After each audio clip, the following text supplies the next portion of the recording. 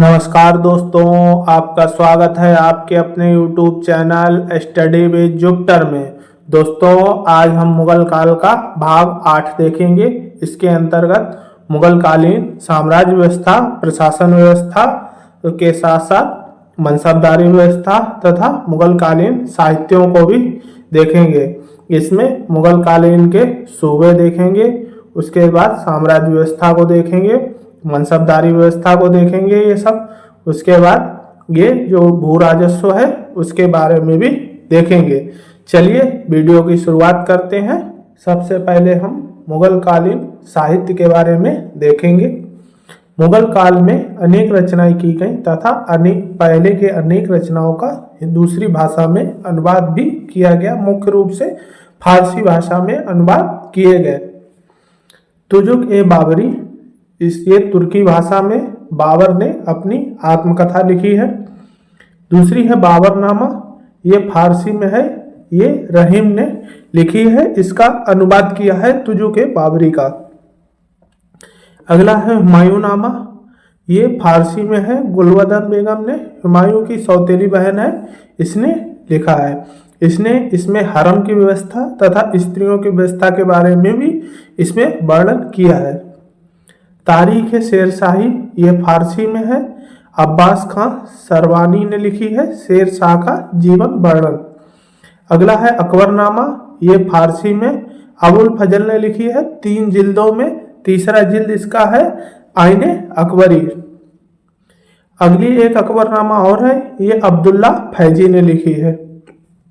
अगली है तारीख हक्की, ये फारसी भाषा में अब्दुल हक देहलवी ने लिखी है। ये अकबर की धार्मिक नीति की इसमें आलोचना की गई है। अगली है तुजुक ए जहांगीरी, ये फारसी भाषा में है, जहांगीर ने पहले लिखी, जहांगीर के बाद फिर मोतबिंद खां ने, और इसे पूरा व्यवस्थित मोहम्मद हादी ने किया। शाहजहांनामा, ये फारसी में है, मोहम्मद सादिक खां और इनायत खां, कहीं कहीं आपको सादिक खां मिलेंगे, कहीं कहीं इनायत खां भी देखने को मिलेंगे। अगला है फतवा ए आलमगीरी, ये फारसी में है, ये औरंगजेब ने लिखी है। अगला है सियारुल मुख्तरिन, ये जो मुख्तरिन है ये सियारुल, ये फारसी भाषा में गुलाम हुसैन ने लिखी है। चलिए अब आगे की और रचनाओं को देख। मुंतखब उल तवारीख, ये फारसी भाषा में है, बदायूं ने इसे लिखा है। अगली इकबाल नाम ए जहांगीरी, ये फारसी भाषा में मोतबिंद खां, जो अभी मोतबिंद खां ऊपर देखा था, जो जहांगीर नामा को पूरा करेंगे वही ये इकबाल नाम ए जहांगीरी लिखेंगे। मशायरा जहांगीरी, ये फारसी भाषा में ख्वाजा कामगार ने लिखी है। तबकाते अकबरी, ये फारसी भाषा में निजामुद्दीन अहमद ने लिखी है। अगला है पातशाहनामा, ये फारसी में है, अहमद हमीद लाहौरी ने लिखी है। नुस्खा ए दिलकुशा, ये फारसी भाषा में है, ये भीमसेन ने लिखी है। अगला है कविद्र कल्पतरु, ये हिंदी भाषा में कविद्राचार, जो कविंद्राचार है, ये आप याद करिए, शाहजहां के समय तीर्थ यात्रा कर जो लगाया गया था वो इलाहाबाद तथा बनारस के क्षेत्र में जिन्होंने छुड़वाया था वही ये कविद्राचार्य है। इन्होंने कविंद्र कल्पतरु नाम से हिंदी भाषा में लिखी है। एक है रस गंगाधर और गंगा लहरी, ये संस्कृत भाषा में जगन्नाथ पंडित ने लिखी है। इन्हें जगत गुरु भी कहा जाता है। अगला है रामचरितमानस और विनय पत्रिका, ये अवधी में है, ये तुलसीदास ने लिखी है। अगला आलम ए सलेह, ये फारसी भाषा में मोहम्मद सलेह ने लिखी है। एक है बाक़याते आलमगीरी, ये फारसी भाषा में आकिल खान ने लिखी है। और एक है फतुहल ए आलमगीरी, ये फारसी भाषा में ईश्वरदास नागर ने लिखी है। ये कुछ जो मुगल कालीन रचनाएं थीं तथा अनुवादित कुछ रचनाएं भी हैं इसमें, वो रचनाएं इस प्रकार हैं। अब मुगल कालीन प्रशासन व्यवस्था को भी देख लेते हैं। मुगल कालीन प्रशासन को हम देखते हैं। मुगल कालीन प्रशासन में सबसे ऊपर साम्राज्य, साम्राज्य के बाद सूबा, सूबा के बाद सरकार, सरकार के बाद परगना और परगना के बाद गांव। ये सरकार है ना, ये जिला होता था, सूबा प्रदेश होता था, परगना तहसील कह सकते हैं, और गांव तो आप जानते हैं छोटी इकाई सबसे। इस तरीके से मुगल जो साम्राज्य का प्रशासन व्यवस्था बनाई गई थी। मुगल काल में सबसे बड़ी इकाई साम्राज्य और सबसे छोटी इकाई गांव होती थी। आप देख सकते हैं सबसे ऊपर साम्राज्य, सबसे नीचे गांव।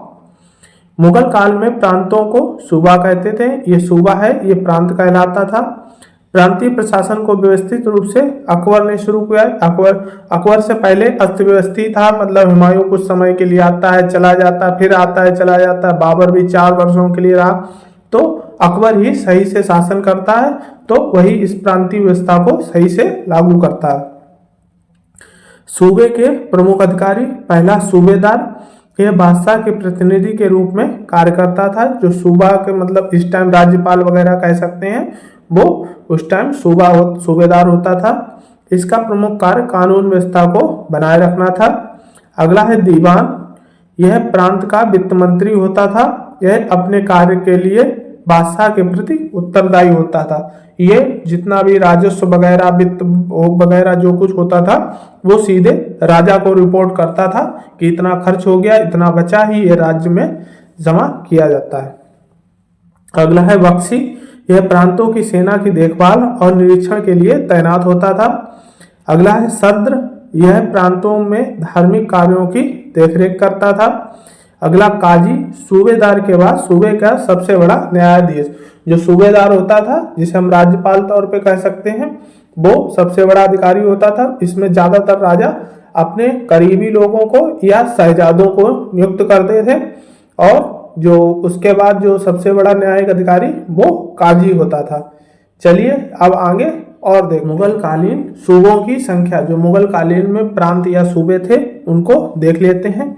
अकबर के समय में कुल 12 सूबे थे आईने अकबरी के अनुसार। जो आईने अकबरी में 12 सूबे बताए गए, बाद में 15 हो गए। जब अकबर दक्षिण की तरफ जाता है तो कुछ राज्यों को जीतता है।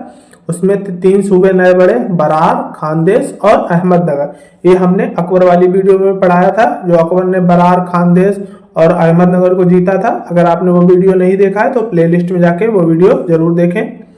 अगला है जहांगीर, इसके समय में कुल सूबों की संख्या 15 थी। जो अकबर के समय में लास्ट में हो गई थी वही रहती है, लेकिन ये क्या करता है, जो कांगड़ा को जीतकर लाहौर सूबे में मिला देता। लाहौर सूबे का क्षेत्र बड़ा कर देता है और कांगड़ा को उसी में मिला देता है। अगला शाहजहां, इसके समय में सूबों की संख्या 18 हो गई। इसने 3 सूबे बढ़ाए। 3 सूबे नए कौन से थे, कश्मीर, ठट्टा और उड़ीसा। याद है ना, जहांगीर कश्मीर के जाते समय उसी टाइम लाहौर से कश्मीर जा रहे थे, तभी मृत्यु हो जाती है। उसके बाद शाहजहां कश्मीर को फतेह करता है और अपने सूबे में शामिल करता है।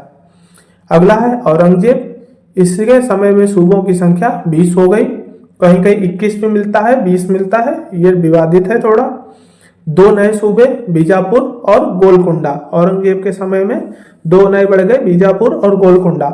आप मानचित्र में भी देख सकते हैं, ये सूबे दिए गए हैं, आगरा, दिल्ली, इसी तरीके से मेवाड़, ठीक है, और ये इलाहाबाद, ठीक है, बंगाल, कटक, गोलकुंडा आप देख सकते हैं, बीजापुर, बीदर, अहमदनगर, इधर आप देख सकते हैं गुजरात में लाहौर, इधर मुल्तान, कश्मीर, ठीक है। इस तरीके से ये सूबों में बटा था। चलिए अब आगे और देखते हैं। अगला है सरकार, मतलब जिला जिसे कह सकते हैं। जिले को सरकार कहा जाता था। सरकार के प्रमुख अधिकारी निम्न थे। जो सरकार में काम करने वाले अधिकारी थे वो निम्न थे। पहला है फौजदार, यह सरकार का प्रमुख सैनिक अधिकारी होता था, जो सरकार में कानून व्यवस्था बनाए रखना और इसी का कार्य होता है। सरकार, यहाँ पे जो सरकार का मतलब है वो जिला है। यह जिले का प्रमुख सैनिक अधिकारी होता था और जिले में कानून व्यवस्था बनाए रखने का कार्य इसका होता था। अगला है अमलगुजार, यह सरकार का वित्त अधिकारी होता था, मतलब जिले का वित्तीय अधिकारी होता था। अगला है काजी, सरकार का मुख्य न्यायाधीश, मतलब जिले का जो मुख्य न्यायाधीश होता था वो काजी होता था और इसका ओहदा सूबेदार के बाद होता था। अगला है परगना, परगना का मुख्य सैनिक अधिकारी सिकदार होता था, जो तहसील टाइप में आप कह सकते हैं वर्तमान समय में, वो उसका अधिकारी सिकदार होता था। और सबसे छोटी इकाई गांव। मुगल काल में गांव एक स्वायत्त संस्था थी। मुगल काल में जो गांव थे वो स्वायत्त थे, जिसका उत्तरदायित्व मुगल अधिकारी का न होकर बल्कि ग्राम पंचायतों का होता था। जो ग्राम पंचायत होती थी वो गांव को संभालने का कार्य करती थी। गांव का मुख्य अधिकारी चौधरी, खुद या मुकद्दम होता था। जो गांव का मुख्य अधिकारी होता था उसे चौधरी, खुद या मुकद्दम के नाम से जाना जाता था। मुगल काल में पटवारी को राजस्व का 1% दस्तूरी के रूप में दिया जाता था, मतलब 1% कमीशन पटवारी को दिया जाता था। इसी के साथ ये प्रशासन व्यवस्था रही। अब जो मुगल कालीन उच्च अधिकारी हैं उनको एक बार देख ले। मुगल कालीन उच्च अधिकारी दीवान इंसा, बादशाह के आदेश को लिखना और डाक संबंधी कार्य ये दीवान इंसा का होता था। दीवान वजारत राज्य के आय व्यय, लगान और मंत्रियों के कार्यों की देखरेख करना, यह दीवान वजारत का काम होता था। दीवान कजा ये न्याय विभाग का अधिकारी होता था। दीवान बरीद ये गुप्तचर विभाग का अधिकारी होता था। दीवान आरिज सेना में भर्ती, रसद, शिक्षा, संगठन की देखरेख करना। जो दीवान आरिज होता था ये एक महत्वपूर्ण ओहदा होता था। ये सेना में कितनी सैनिक भर्ती करनी है, कितने घोड़े रखना है, क्या रखना है, सेना को रसद पानी की कैसे सप्लाई करना है, जो पूरा राज्य देश है वहाँ पे शिक्षा की व्यवस्था कैसे करनी है, सैनिकों की शिक्षा के लिए क्या व्यवस्था करनी है, संगठन को देखना जो है, ये दीवान आरिज का काम होता था। ये एक महत्वपूर्ण पद होता था मुगल काल में। अगला है दीवान रसातल, ये विदेश विभाग का होता था। एक है मुहत्सिब, मुसलमानों का नैतिक नियंत्रण वगैरह निरीक्षण करता था। ये हमने अकबर के समय में औरंगजेब के समय में देखा था। जो मुसलमानों के धार्मिक जो क्रियाकलाप थे उनका निरीक्षण करने के लिए ये विशेष तौर पर रखा जाता था। अगला है बाकिया नवीस, ये समाचार लेखक होता था। अगला खुफिया नवीस, ये गुप्त पत्र होते थे, वो लिखा जाता था किसी राज्य में या किसी जगह युद्ध या किसी चीज की सूचना देने के लिए, आक्रमण के लिए ये खुफिया नवीस का कार्य होता था, जो गुप्त पत्र संदेश ले जाया जाता था। और मुगल कालीन उच्च अधिकारियों को और देखते हैं। अगला है दरोगा ए डाक, गुप्तचर विभाग का प्रमुख होता था। अगला दीवान ए तन, वेतन और जागीरों संबंधी मामलों का निपटारा करता था। अगला है मीर आतिश, शाही तोपखाने का प्रधान। मीर आतिश के बारे में हमने देखा था बहुत पहले से, हम सल्तनत काल से भी मीर आतिश के नाम सुने चले आ रहे हैं। आप कमेंट में बताइए कि सल्तनत काल में हमने किसके लिए मीर आतिश पद का बात कही थी, कौन कौन से सुल्तान थे जिनके बारे में मीर आतिश पद की हमने बात की थी। अगला मीर बहर, जल सेना का प्रधान होता था। हरकारा, ये जासूस एवं संदेशवाहक होता था। अगला है मुशरिफ, ये राज्य की आय व्यय का लेखा जोखा रखता था। अगला है नाजिर ए बयूतात, ये शाही कारखाने का प्रमुख होता था। जो शाही कारखाना वगैरह होते थे, तलवार, भाला, गोला, तोप जो कुछ बनता था उसका ये प्रमुख होता था। अगला है बितिक्षी, अकबर ने इसे दरबार की सभी घटनाओं को लिखने के लिए नियुक्त किया था। अकबर ने इसकी नियुक्ति जो दरबार में जो मतलब जो राजकाज होते थे, जो निर्णय लिए जाते थे, उनको लिखने के लिए इसे नियुक्त किया था कि भविष्य में अगर कोई भूल चूक हो तो उन तथ्यों को देखकर दोबारा सही से किया जा सके। चलिए अब आगे मनसबदारी प्रथा को देखते हैं। अगला है मनसबदारी व्यवस्था। मध्य एशिया में सर्वप्रथम यह व्यवस्था मंगोलों ने प्रारंभ की थी। भारत में इस व्यवस्था की शुरुआत अकबर ने सन 1575 ईस्वी में की। मनसबदारी प्रथा वंशागत न होकर योग्यता के आधार पर थी। जो जितना योग्य होगा उसी हिसाब से उसे मनसब तथा जात का ओहदा दिया जाएगा। मनसब एक फारसी शब्द है जिसका अर्थ होता है किसी व्यवस्था में किसी का स्थान। मतलब मनसब कहते थे किसी व्यवस्था, कोई एक राजतंत्र है उसमें मनसब उसकी योग्यता तथा स्थिति तथा उसका स्थान तय करती थी।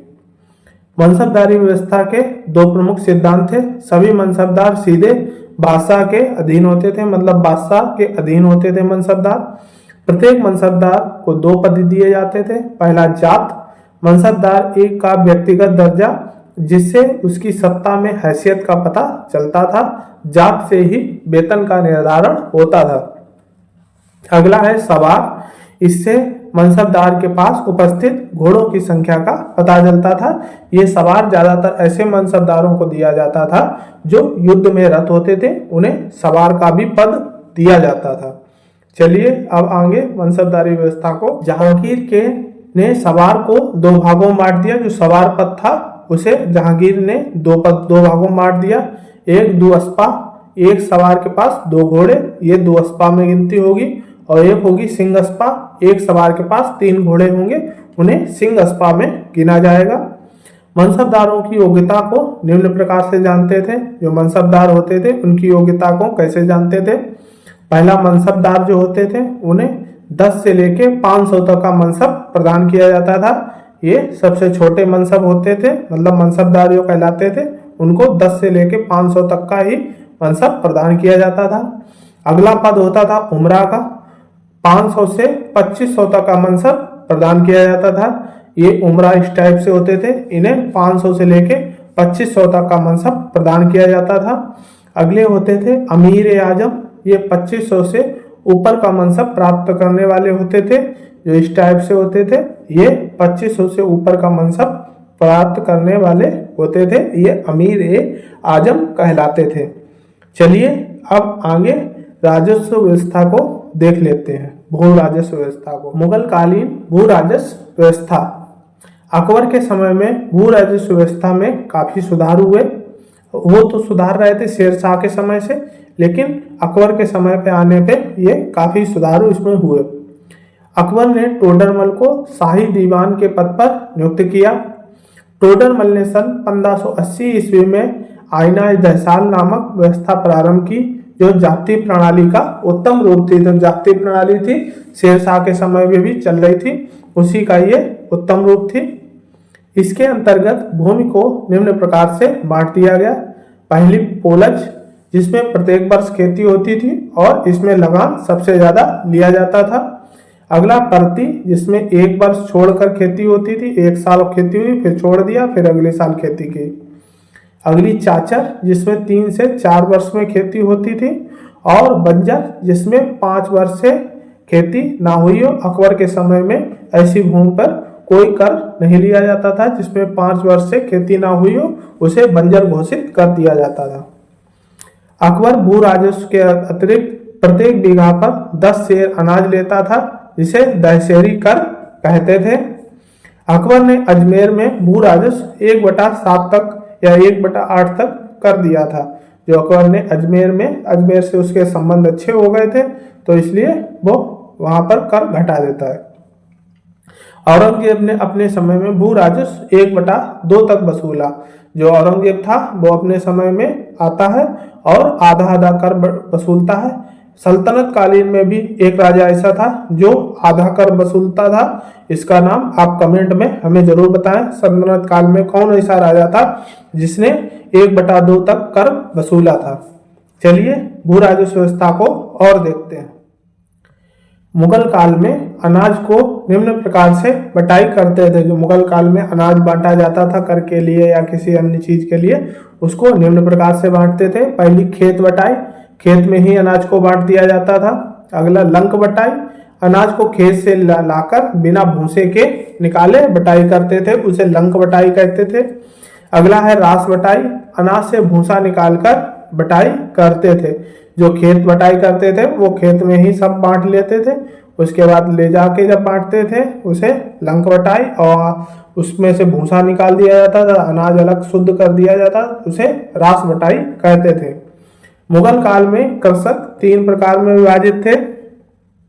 खुद काश्त, खुद के गांव में खेती करते थे, जो यहाँ पर रहते थे और यहीं खेती करते थे, वो खुद काश्त कहलाते थे।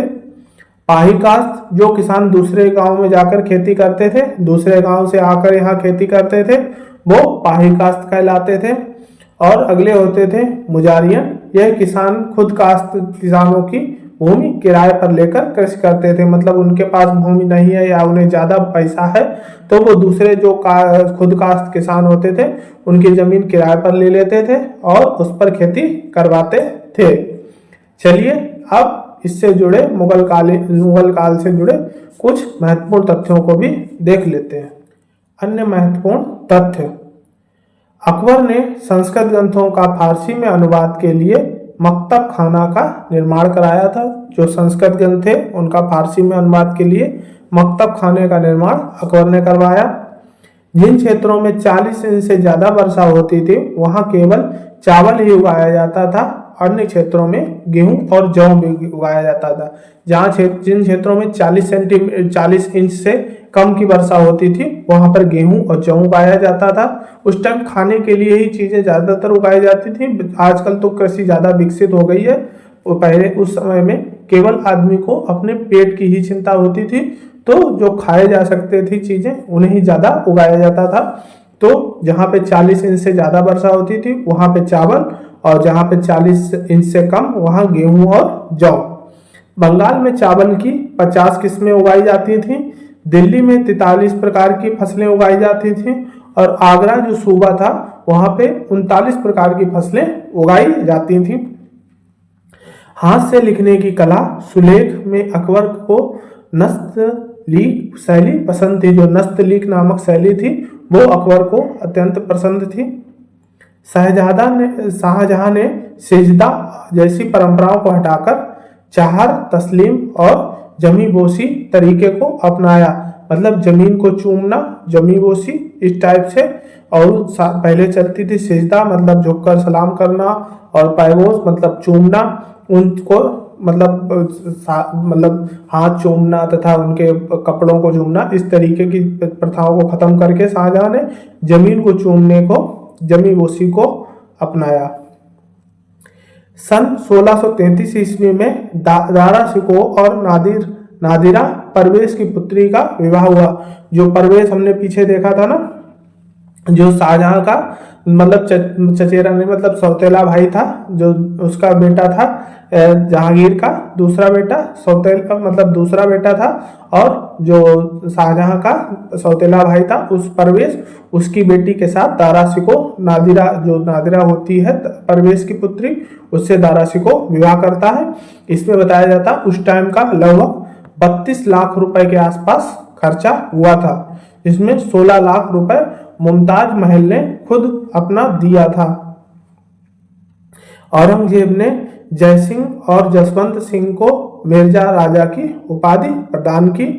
चंद्रभान ब्राह्मण ने शाहजहां के काल में अपनी 4 चमन 4 बाग पुस्तक में अभिजात वर्ग का वर्णन किया है। टोडरमल खत्री जात से संबंधित है। जो टोडरमल थे खत्री शायद बनिया में आते हैं, तो टोडरमल उसी खत्री जात से संबंधित थे। मुगल काल में माल का अर्थ भू राजस्व से है। जो मुगल काल में माल कहा जाता था वो भू राजस्व को माल कहा जाता था। मुगल काल में एलची और साफिर शब्द राजदूतों के लिए प्रयोग होता था।